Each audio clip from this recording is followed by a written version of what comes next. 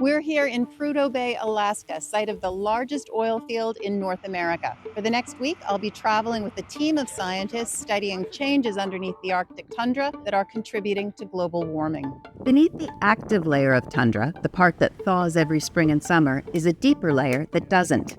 It's called permafrost, and over thousands of years, it's locked up more than 1.4 trillion tons of carbon, about twice as much as what's in the atmosphere. But as humans continue to burn fossil fuels, warming the planet, permafrost is starting to thaw, potentially turning into a source of emissions rather than a sink. So what else is causing that deeply frozen layer to thaw, and how much of those harmful greenhouse gases are escaping? That's what researchers are here to understand. This is my first day in the field with the teams. The weather looks great, and today we're going to be collecting samples along the coast of the Beaufort Sea.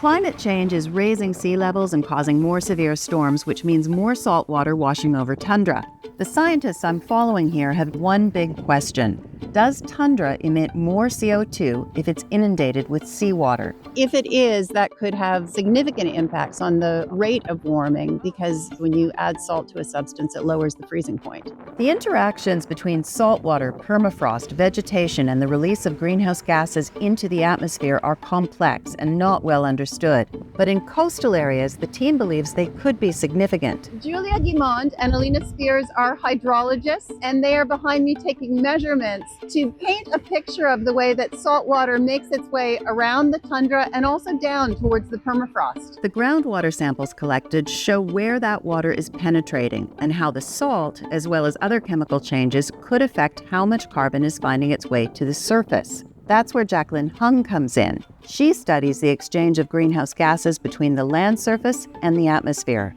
When plants photosynthesize, they take carbon dioxide out of the air. But when plants and soils respire, they release it, along with methane, another potent greenhouse gas. Gorgeous day. We parked on the oil pad, had a calm boat ride along the shore, and Jackie is behind me setting up her equipment on the tundra. Salt and other chemicals in the soil affect which microbes play the biggest role decomposing all that organic material that's unlocked when permafrost thaws. Jacqueline's field studies will measure the mix of greenhouse gases that the tundra breathes out to try to get a picture of the net carbon balance in this landscape. After a long week of painstaking work in the field, the samples are packed up and sent for months of analysis back home. So much research is needed, and every second counts.